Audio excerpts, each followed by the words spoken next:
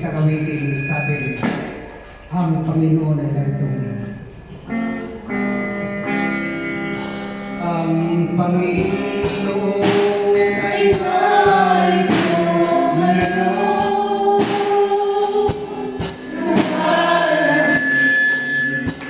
at siya ay sabahin. Ang Panginoon ay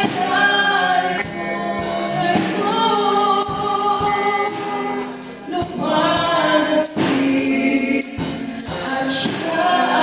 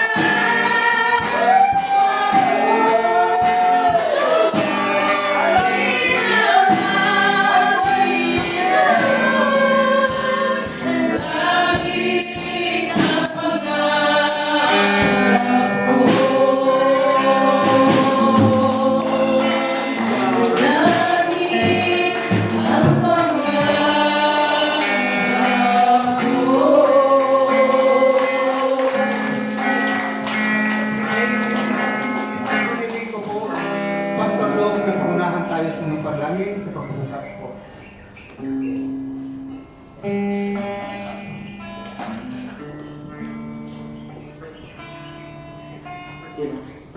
Oy. Pwede ba ialat natin ang bahagya as a sign of surrender? Ganun lang.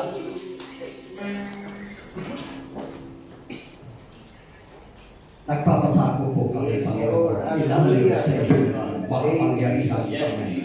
Sapagkat nasusulat, ang sinumang nagpapakababa ay itataas ng Panginoon. Ngunit ang magpagpalalo o nagmamataas ay ibababa ng Panginoon. At ang nagpapapakababa o nagpapakumbaba ay makakasumpo ng biyaya mula sa Panginoon. Kaya Panginoon, papasok na po kami sa aming banal na pananamba.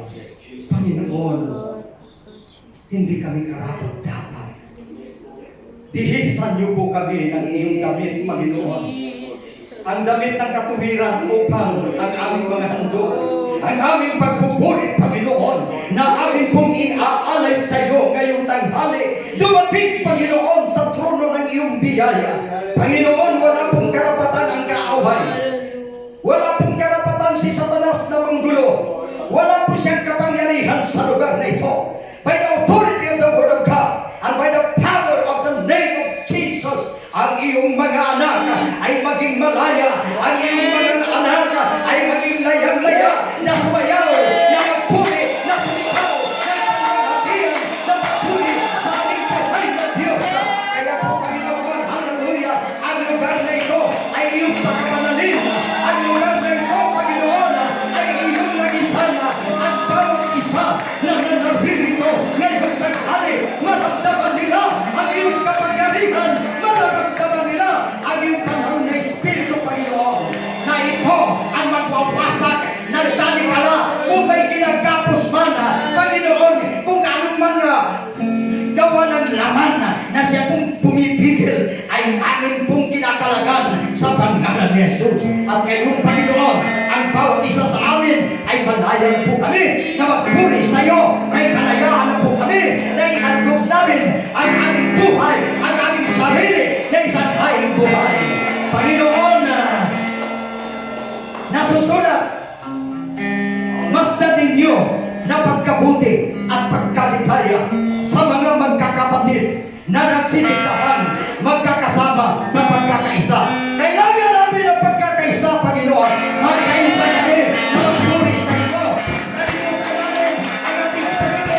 Nalimutan namin ang aming problema. Nalimutan namin kung meron kami sa aming kabuhay. At importante, Panginoon, ikaw po ay aming mapaligaya. Salamat, Panginoon. Salamat sa iyong presensya. In the mighty name of Jesus, palagpagan po natin.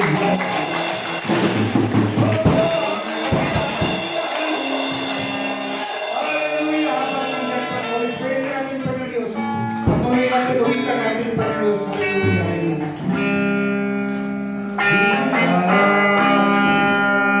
Hallelujah! Yes, Lord!